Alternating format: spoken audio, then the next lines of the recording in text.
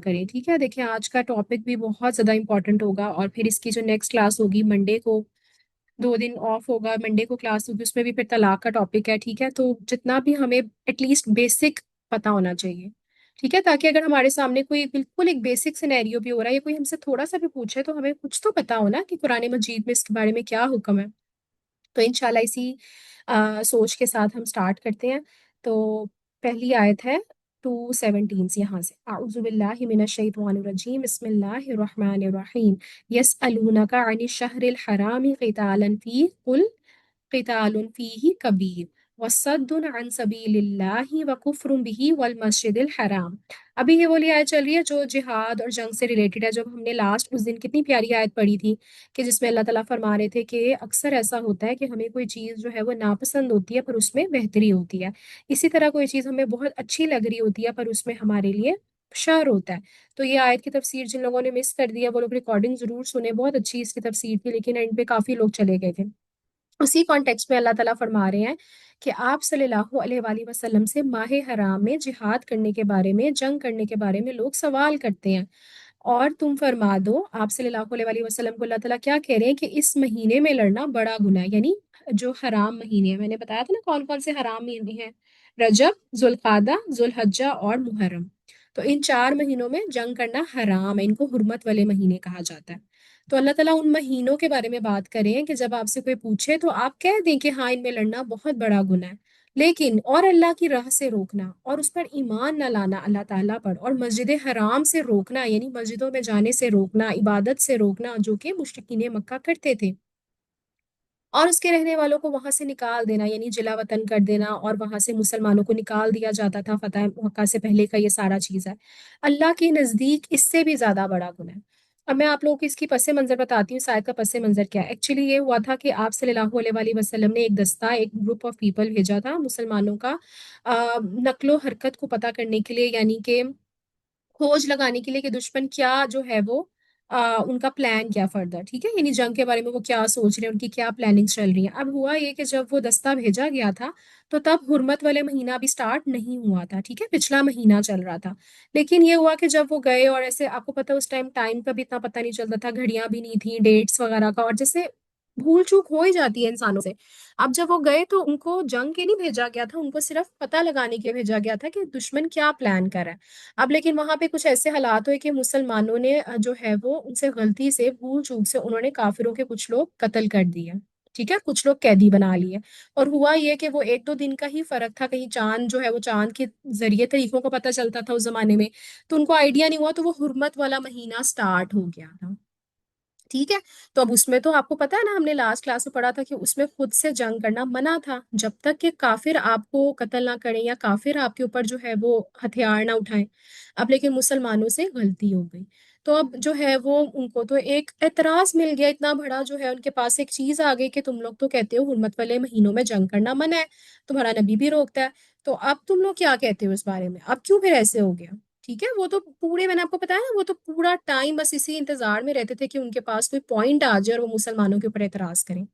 تو اللہ تعالیٰ مسلمانوں کی خود سے سائڈ لے رہے ہیں, خود سے جواب دے رہے ہیں کہ آپ نے کیا جواب دینا ہے. وہ کہہ رہے ہیں ہاں, اللہ تعالیٰ فرما رہے ہیں اس مہینے میں لڑنا واقعی بہت بڑا گناہ ہے, لیکن جو تم لوگ کام کرتے ہو یعنی اللہ کی راہ سے روکتے ہو اور اللہ کی مسجدوں میں جانے سے روکتے ہو, اللہ تعالیٰ پر ایمان نہیں لے کے آتے, فتنہ پھیلاتے ہو, وہاں سے مسلمانوں کو نکال دیتے ہو, تو یہ تو اس سے بھی بڑا گناہ ہے. اکبر عند اللہ, یعنی کہ جو تم کہہ رہے ہو جو ان سے غلطی ہو گئی ہے یا قتل ہو گئے, تو تم جو کر رہے ہو, یعنی کہ ہمیں سے کیا پتا چل رہا کہ ہم کہتے ہیں نا کہ ہم نعوذ باللہ کسی کا مرڈر نہیں کرے, کسی کو قتل نہیں کرے, لیکن اگر آپ کسی کے دین کے رستے میں رکاوٹ بن رہے ہیں, کسی کو دین سے پھیر رہے ہیں اپنے کسی بھی عمل سے, کسی بات سے, کسی ٹونٹ سے, کسی انداز سے, کسی شر سے, آپ کے گھر میں کوئی دین فالو کر رہا ہے اور آپ اس کی راستے میں رکاوٹ بن رہے ہیں, تو یہ قتل سے بھی بڑا گناہ ہے. ٹھیک ہے, یا آپ کے فرینڈس میں کوئی ایسا ہے, تو یہ بھی ہمیں چیزیں دیکھنی ہیں کیونکہ اللہ فرما رہے ہیں نا. اور فتنہ قتل سے بڑا جرم ہے. فتنے میں آئے گا کوئی بھی ایسی چیز, کوئی بھی ایسا عمل, کوئی بھی ایسی آپ کی بات جس سے کوئی دین داڑھی جو ہے کوئی اختیار کرنا چاہ رہا ہے, یا کوئی اللہ کی عبادت کرنا چاہ رہا ہے, یا اللہ کی راہ میں کوئی کام کرنا چاہ رہا ہے, اور وہ آپ کی وجہ سے وہ نہیں کر پا رہا, یا کرنا چاہ رہا ہے لیکن اس سے ہو نہیں رہا. तो अल्लाह कह रहे फितना तो कत्ल से भी बड़ा जुर्म है। और वो हमेशा ही तुमसे लड़ते रहेंगे, अल्लाह ताला कह रहे हैं उनको तो एतराज मिलते ही रहेंगे, वो तो हमेशा ही तुमसे लड़ते रहेंगे, यहाँ तक कि अगर उनसे हो सके तो तुम्हें तुम्हारे दीन से ही फेर दें। यानी उनका तो मकसद ही है ना कि तुम्हें तुम्हारे दीन से फेर दें। और होता है ना कि जब कोई मुसलसल आपके दीन के ऊपर XYZ ताने करता रहता है या बोलता रहता है या आपको कोई भी ऐसी बात करता रहता है, फिर एक टाइम आता है आपका दिल करता है बस आप छोड़ ही दे दीन।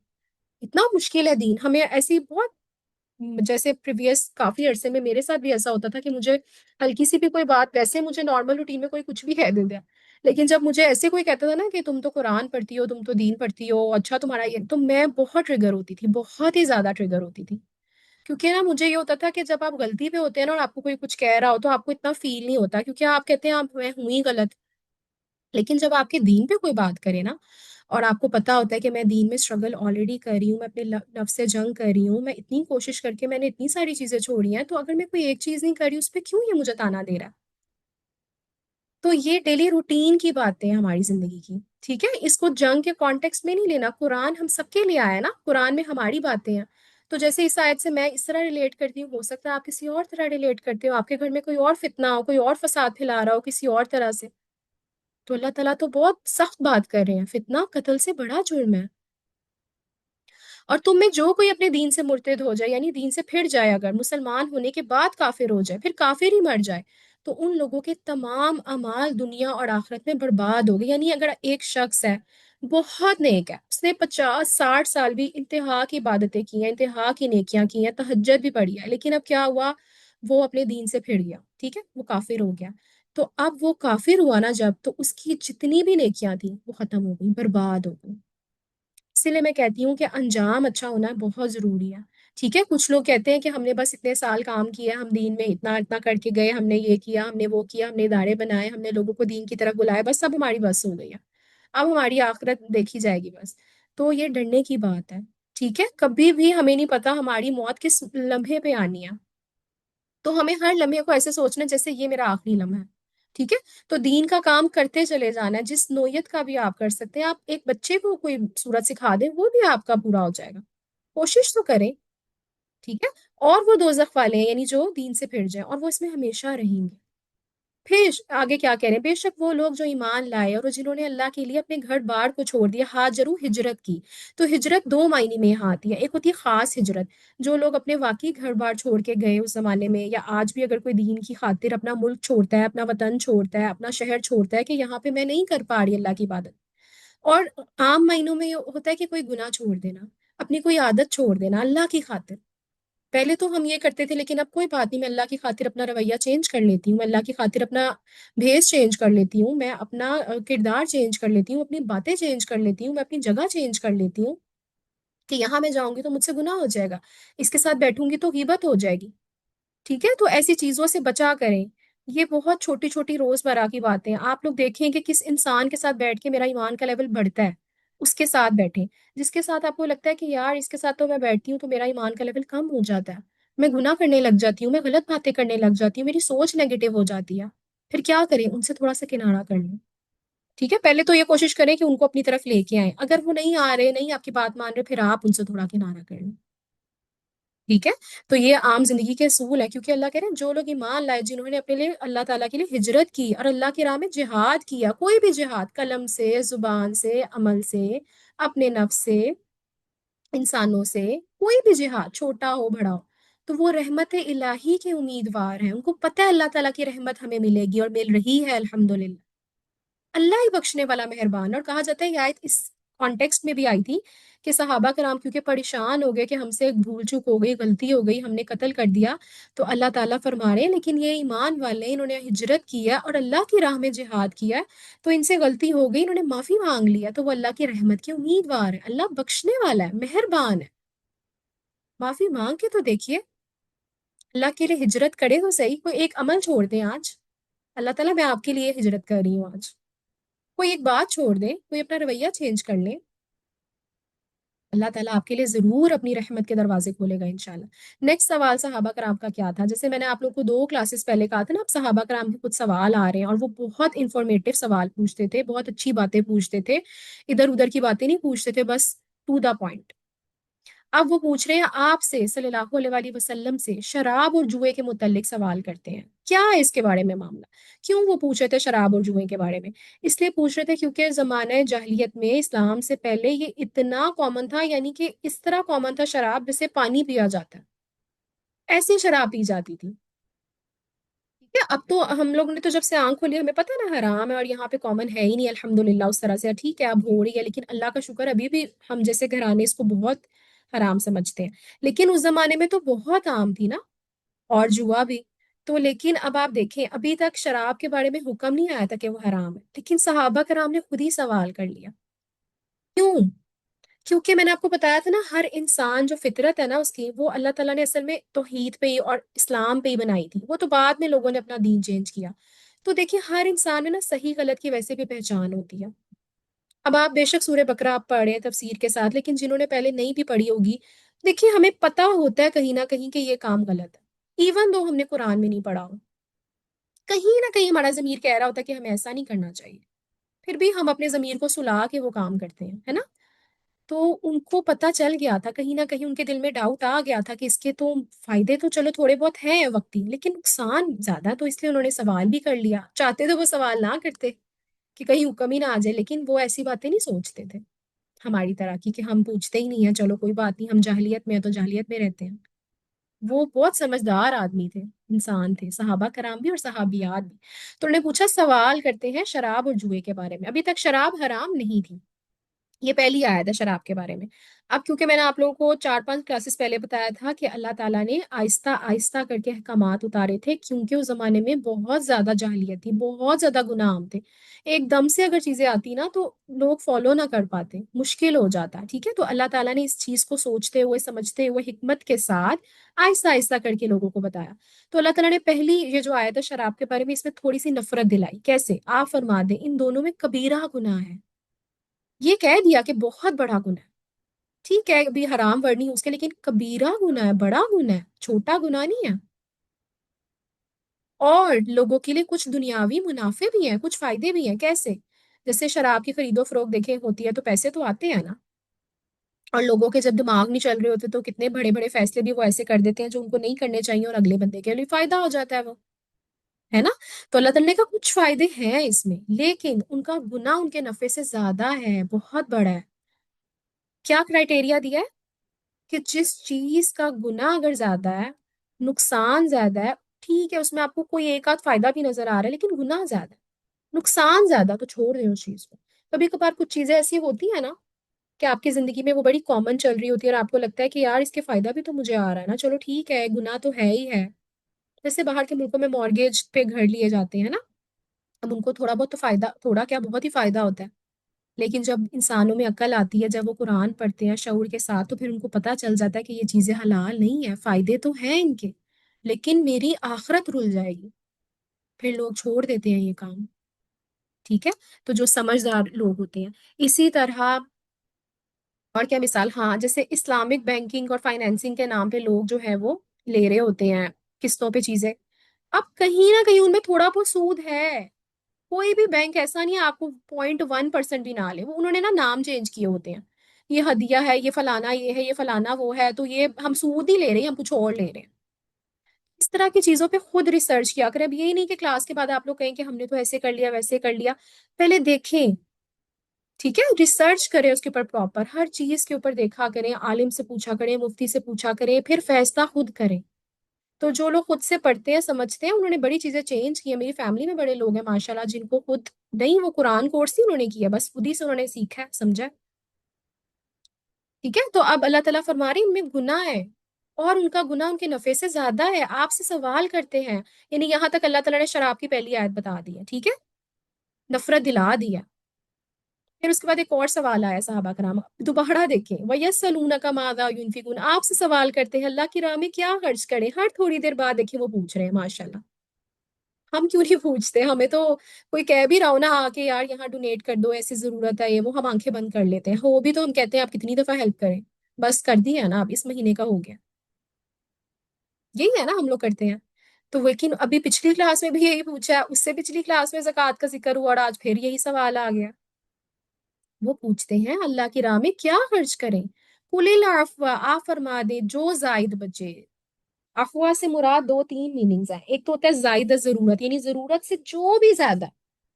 फिर इसका एक और मीनिंग है, मैं आप लोगों को देख के बताती हूँ, मैंने सारे लिखे हुए हैं।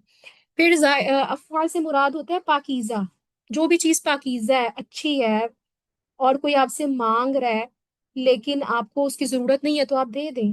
फिर बेहतरीन चीज भी हो। ये दो चार मीनिंग है इसके, ठीक है। तो अगर जायदा जरूरत को हम देखें, इसमें क्या क्या आ जाएगा। जायदा जरूरत से मुराद कि अगर हमारे पास फॉर एग्जाम्पल अलमारी में 50 सूट पड़े हुए हैं, अब आप 50 सूट यूज करती हैं? नहीं करती। हम गिने चुने वही 10-15 सूट यूज करते हैं, वो बाकी 40 पड़े ही रहते हैं या 30 पड़े ही रहते हैं। तो क्या है वो जायदा जरूरत है। अब क्या करना है, अलमारी में रखें? नहीं, दे दें। ठीक है। आपके शोकेस के अंदर 4 डिनर सेट पड़े हुए हैं, 4 यूज कर रहे हैं आप लोग? नहीं, एक ही यूज हो रहा है। जायदा जरूरत हो गया ना।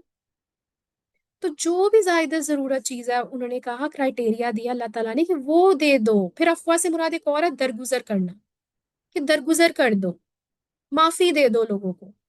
ये भी खर्च करो, ये भी खर्च करने में मायने में आ रहा है। देखिए कितना अच्छा मीनिंग है। 1 मिनट सिर्फ पानी पी लो।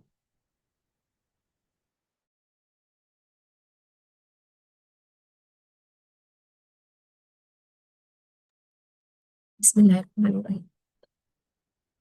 अच्छा ठीक है, तो अब अल्लाह ताला क्या फरमा रहे हैं कि जो भी जरूरत से ज्यादा है वो दे दो, वो खर्च कर दो। ठीक है, ये फर्ज नहीं है लेकिन फिर भी अल्लाह का हुक्म है। तो अल्लाह की राह में जो भी जरूरत से ज्यादा है वो देना है। इसी तरह अल्लाह तुमसे आयते बयान फरमाता है ताकि तुम गौर व फिक्र करो। ठीक है, दुनिया और आखिरत के कामों में गौर व फिक्र किया करो। अल्लाह आपको बार बार क्यों आयतें सुना रहे हैं खर्च करने पे?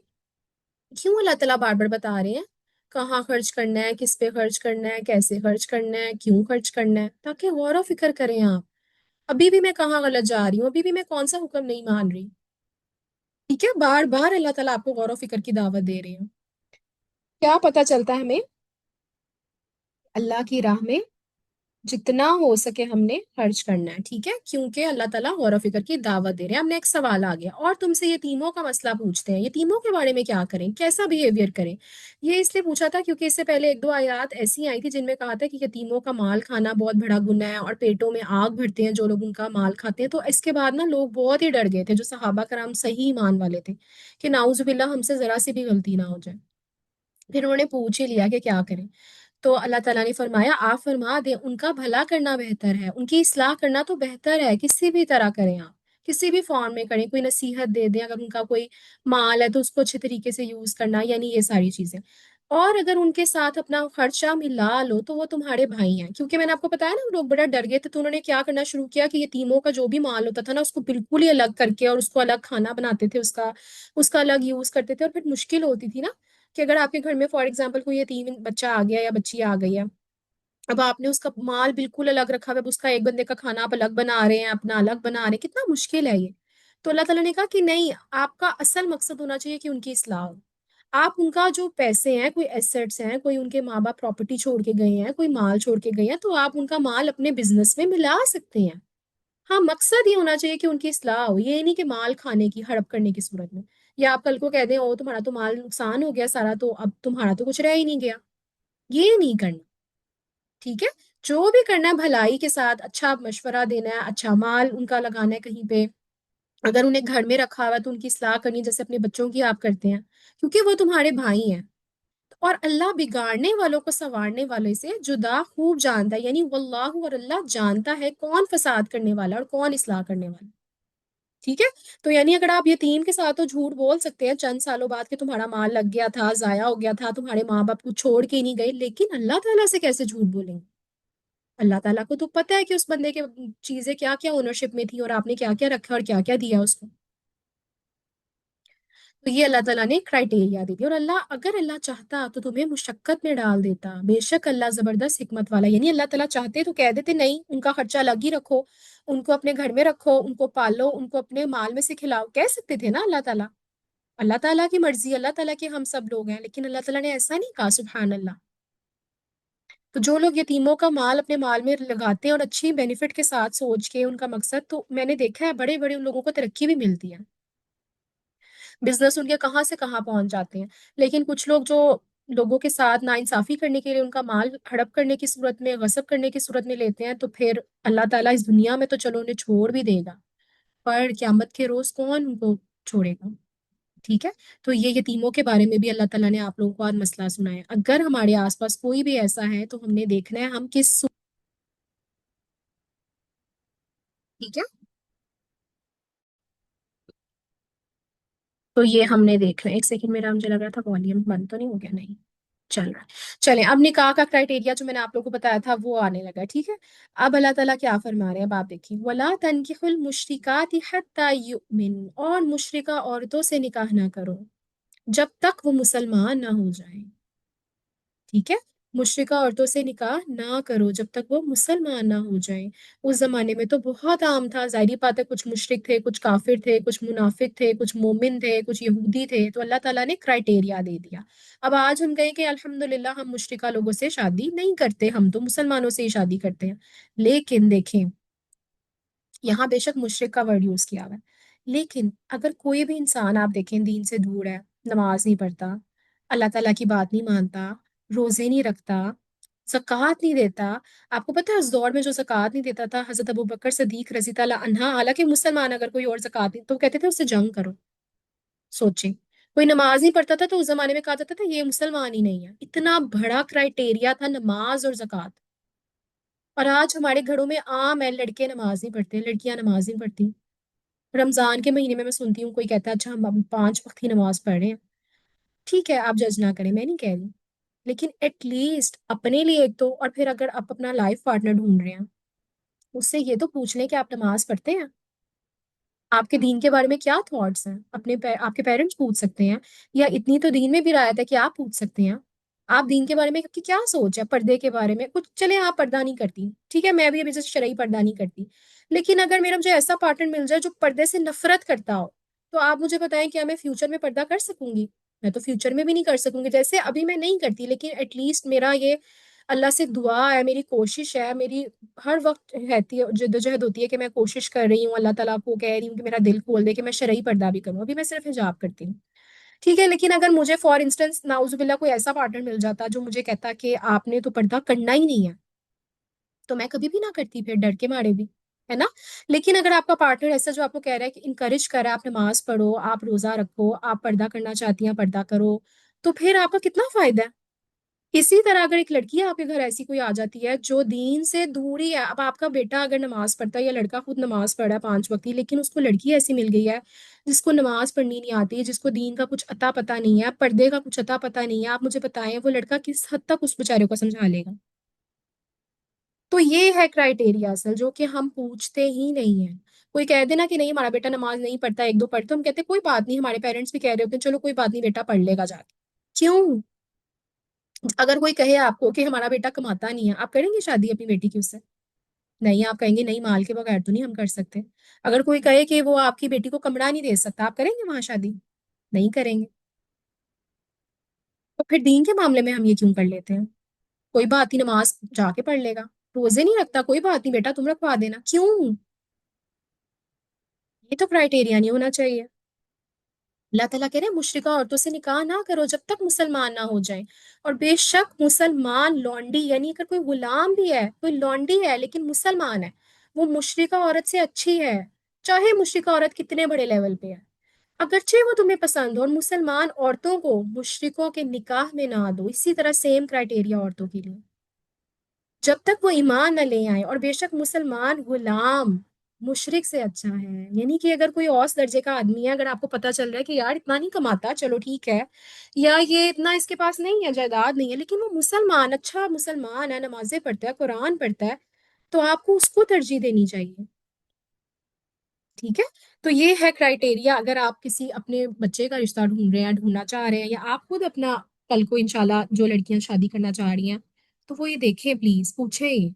ठीक है, एटलीस्ट अगले बंदे की समझ बूझ देखें कि वो पसंद भी करता है ये चीजें कि नहीं, वरना बहुत मुश्किल हो जाता है। अक्सर इंसान करना चाह रहा होता है लेकिन वो नहीं करता अपने पार्टनर की वजह से, वो कहता है हमारे हस्बैंड नहीं अलाउ करते, हम क्या करें। लड़कियों का तो बहुत ही मसला होता है। मैं कितनी दफा, 2 साल पहले भी मैं गई थी यहाँ तबलीग के लिए, वो पैम्फलेट्स देने थे मैंने अलहुदा के, تو ایک آنٹی مطلب اس طرح عورتیں مجھے مل رہی تھی ڈفرینٹ ڈفرینٹ، تو انہوں نے ایک عورت نے مجھے یہ کہا کہ نہیں میرے ہسبینڈ نہیں مانتے، وہ کہتے ہیں آپ گھر میں ہی رہو، آپ میری خدمت کرو، آپ مجھے پانی کا گلاس دو، ایسی ایسی باتیں وہ مجھے بتا رہی تھی، یہ ہے تمہاری خدمت، لیکن دین نہیں تم نے سیکھنے جانا۔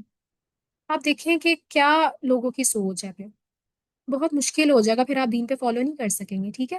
لیکن اگر آپ کو کوئی ایسا پارٹنر مل جاتا ہے تو الحمدللہ بہت زیادہ آسانی ہو جاتی ہے، آپ کا اور دل لگنے لگ جاتا ہے ایسے کاموں میں۔ اللہ کہہ رہے ہیں اگرچہ وہ مشرک تمہیں پسند ہو وہ دوزخ کی طرف بلاتے ہیں، ٹھیک ہے؟ کیسے؟ اپنے عمل سے، اپنے قول سے، اپنے لہجے سے، اپنے بھیس سے۔ اب ایک انسان آپ کے ساتھ اپوزٹ چل رہا ہے تو آپ بھی اس کے پیچھے ہی پھر چلنے لگ جائیں گے نا، بہت مشکل ہوتا ہے ایمان کو بچانا۔ دوستوں سے تو آپ تھوڑا قطع تعلق کر ہی لیتے ہیں، رشتے داروں سے بھی، لیکن پھر اپنے شوہر سے، آپ اپنی بیوی سے تو نہیں دور رہ سکتے نا، پھر آپ انہی کے راستے پہ چل پڑیں گے۔ وہ دوزخ کی طرف بلاتے ہیں اور اللہ اپنے حکم سے جنت اور بخشش کی طرف بلاتا ہے، اور اپنی آیتیں لوگوں کے لیے بیان کرتا ہے تاکہ وہ نصیحت حاصل کریں۔ یعنی اللہ تعالیٰ کہہ رہے ہیں میں تو ہر بات کھول کھول کر بیان کر رہا ہوں، ایک ایک چیز بتا رہا ہوں۔ ابھی بھی اگر انسان نصیحت نہ پکڑے، اس کے بعد بھی اگر وہ وہی کام کریں تو پھر یہ انسانوں کی غلطی ہے، اللہ کی غلطی نہیں ہے، نعوذ باللہ نعوذ باللہ۔ تو آپ لوگوں کو پتہ چل گیا اب، اس کے بعد اب آپ لوگوں کا کام ہے کہ آپ لوگوں نے اپنے لیے انتخاب کیا کرنا ہے، ٹھیک ہے؟ اب بہت زیادہ دور چینج ہو گیا، اب یہ نہیں رہا کہ ماں باپ زبردستی شادی کر دیں، تو اب جب آپ لوگوں سے پوچھا جائے، آپ لوگوں کو کوئی آپ کی پسند دیکھی جائے تو آپ لوگ یہ ضرور دیکھا کریں، کیونکہ ماں باپ پہ پھر نہیں آئے گا، کیونکہ ماں باپ نہیں اس طرح کرتے کہ وہ کسی کی ایسی شادی کر دیں۔ ہاں اگر کسی کی زبردستی ہو جائے ایسے شخص کے ساتھ، وہ تو پھر اللہ تعالیٰ کا ایک اذن ہے، ہو سکتا ہے اللہ تعالیٰ نے کچھ اور لکھا ہو، آپ کے ذریعے اس بندے کو ہدایت ملنی ہو، لیکن خود ہم نے ایسا انتخاب نہیں کرنا اپنے لیے، ٹھیک ہے؟ نماز کا پوچھنا ہے آپ لوگوں نے، نماز پڑھتا ہے آپ کا بیٹا؟ کتنی نمازیں پڑھتا ہے؟ روزہ رکھتا ہے؟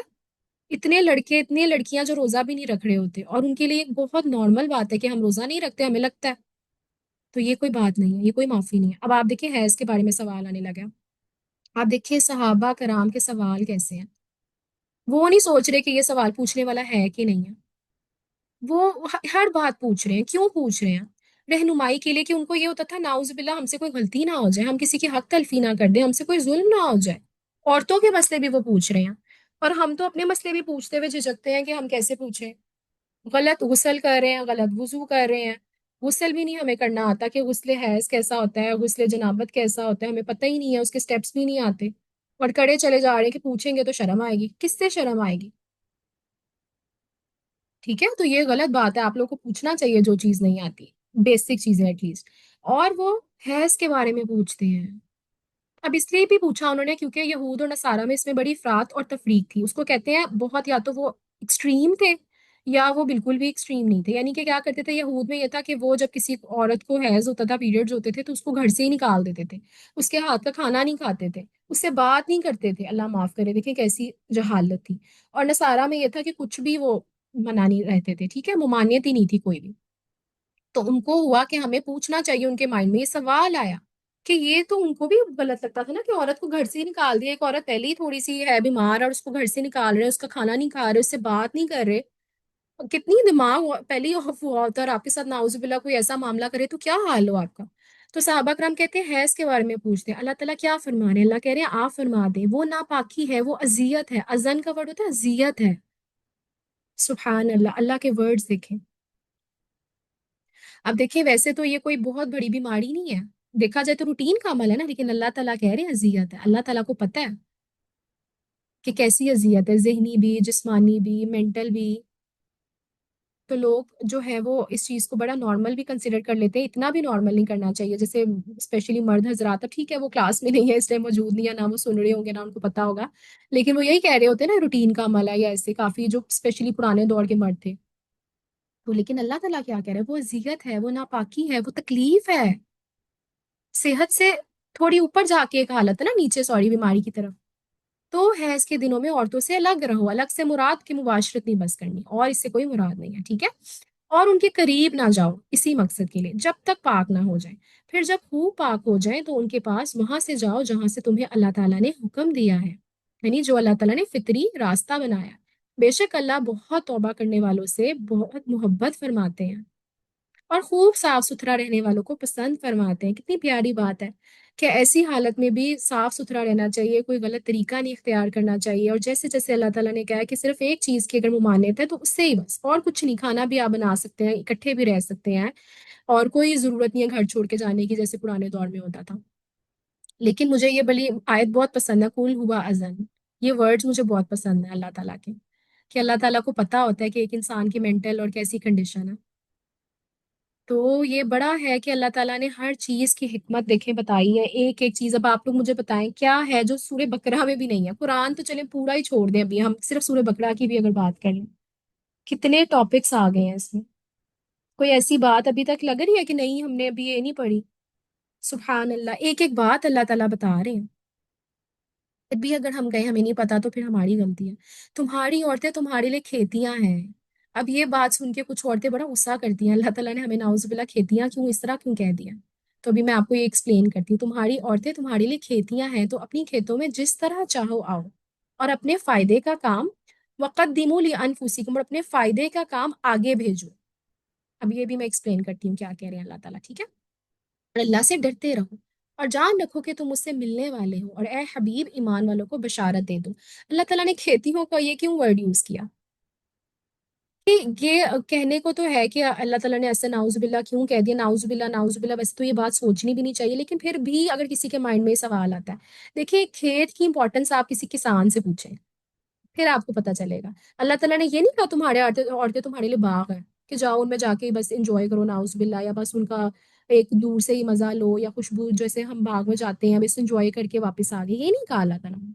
کھیت ورڈ یوز کیا، کیونکہ وہاں کیسے کسان محنت کرتا ہے، دن رات لگا رہا ہوتا ہے کہ اس کو اندر وہ جو بھی وہ کاشت کر رہا ہے یا جو بھی چیز کر رہا ہے وہ اس کو اچھے سے اس کی کر رہا ہوتا ہے، کراپس لگا رہا ہوتا ہے، ان کا خیال رکھ رہا ہوتا ہے، پانی دے رہا ہوتا ہے، بیج دے رہا ہوتا ہے، بعد میں بھی ہر چیز، مطلب ہر وقت اس کا دھیان کہاں ہوتا ہے؟ آپ دکھائیں، کھیتوں کی طرف ہوتا ہے، اس سے پھل آ جائے۔ اسی لیے اللہ تعالیٰ نے کہا ہے، اللہ تعالیٰ نا عورتوں کے لیے بہت زیادہ خوبصورت چیزیں یوز کرتے ہیں، ورڈ یوز کرتے ہیں، یہ ہمیں سمجھ نہیں آتی، ہمارا دماغ چھوٹا ہے تو ہمیں پتہ نہیں چلتا۔ اللہ تعالیٰ کہہ رہے ہیں تمہاری عورتیں تمہارے لیے کھیتی ہیں، ان کا خیال رکھنا ہے، یعنی ان کو پیار سے رکھنا ہے، سنبھال کے رکھنا ہے، ان کو توجہ دینی ہے، یہ مقصد ہے اللہ تعالیٰ کا، سبحان اللہ، ٹھیک ہے؟ تو اپنی کھیتوں میں جس طرح چاہو آؤ، ٹھیک ہے، فطری طور پہ، لیکن جہاں جس طرح چاہو آؤ، اور اپنے فائدے کا کام پہلے کرو۔ اس کا مراد ہے اپنے فائدے کے لیے آگے کچھ بھیجو۔ کیا مراد ہے؟ کہ اولاد، یعنی ہسبینڈ وائف کا جو رشتہ ہے خوبصورت پاکیزہ، جس کا مقصد ہے کہ انسان ایک دوسرے سے سکون حاصل کرے، لیکن ایک نیک اولاد کا بھی مقصد ہے، ٹھیک ہے؟ کچھ ہسبینڈ وائف جو ہوتے ہیں وہ، جیسے باہر کے ملکوں میں یہ بہت عام ہے کہ وہ کہتے ہیں ہم بیبی پلان ہی نہیں کرنا چاہتے، ہم بس اپنی زندگی انجوائے کرنا چاہتے ہیں۔ تو یہ چیز غلط ہے، ٹھیک ہے؟ آگے اپنی اولاد، اپنی نسل، کیونکہ اللہ تعالیٰ نے کیوں شوہر اور بیوی کا رشتہ بنایا بتائیں؟ تاکہ نسل انسانی چلے نا، زیادہ سے زیادہ امت محمد صلی اللہ علیہ وآلہ وسلم آگے جائیں، دین کا کام آگے پھیلے، اسی لیے بنایا نا۔ لیکن اگر نسلیں بند ہو جائے، ختم ہو جائے، تو کون دین کا کام کرے گا؟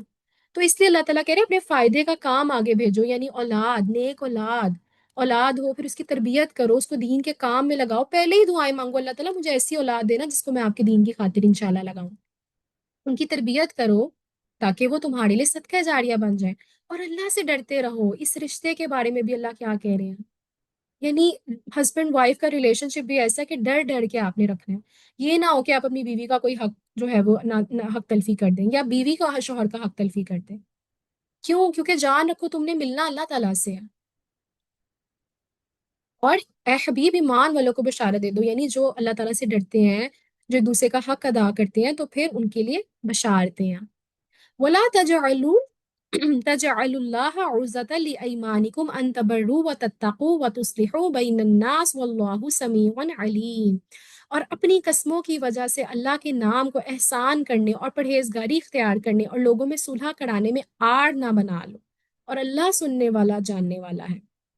اس سے کیا مراد ہے؟ اس سے یہ مراد ہے کہ کچھ لوگ قسمیں کھا لیتے ہیں، جیسے کہ اس میں ہسبینڈ وائف کا بھی انہوں نے یہی کانٹیکس دیا تھا، کیونکہ اوپر شوہر اور بیوی کی بات ہی ہو رہی ہے نا، تو کچھ لوگ کیا کرتے ہیں کہ جب شوہر اور بیوی کی لڑائی ہوتی ہے تو کچھ لوگ ان کے اندر صلح کراتے ہیں، ایک دفعہ کرائی، دو دفعہ کرائی، اب کیا ہوتا ہے، لوگ تھک جاتے ہیں، وہ کہتے ہیں اب اللہ کی قسم اب میں نے ان کے معاملے میں نہیں پڑھنا، یہ تو ایسے ہی کرتے ہیں ہر دفعہ، ٹھیک ہے؟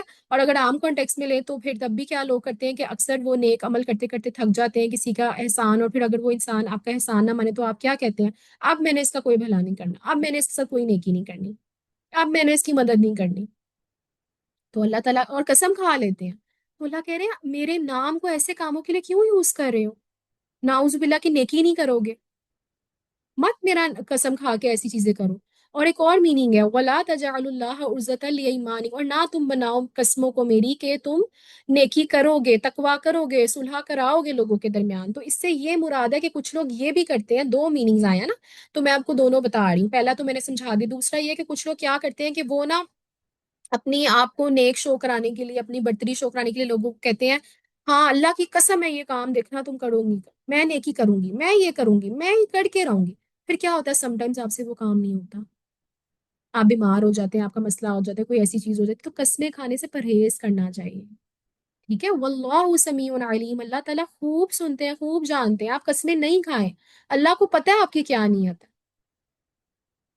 ठीक है, और इससे हमें ये भी पता चलता है कि हमें बात बात पे कस्में नहीं खानी चाहिए, जो हम कह रहे होते हैं अक्सर कि अल्लाह की कसम मैं तुमसे बात नहीं करूंगी।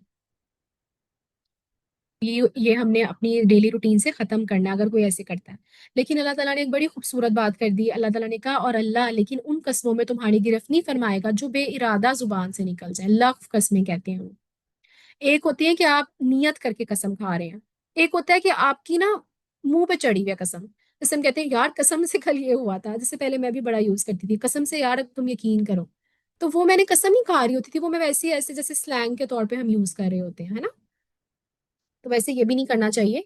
लेकिन अगर कोई ऐसा करता है जो बेइरादा बेनियत, उसको पता नहीं चला, उसने ऐसे ही कह दिया यार कसम से कल ऐसा हुआ था, तो अल्लाह ताला कह रहे हैं ऐसी कस्मों पे तुम्हारी गिरफ्त नहीं होगी, इंशाल्लाह, सुभान अल्लाह। ठीक है, और ये वाली आयत और इसके अगली वाली आयत, हम दो रह गई हैं बस, वो कंप्लीट करते हैं। तो अगला लिंक मैं आपको सेंड करती हूँ, उस पर आप लोग आ जाएं, ठीक है।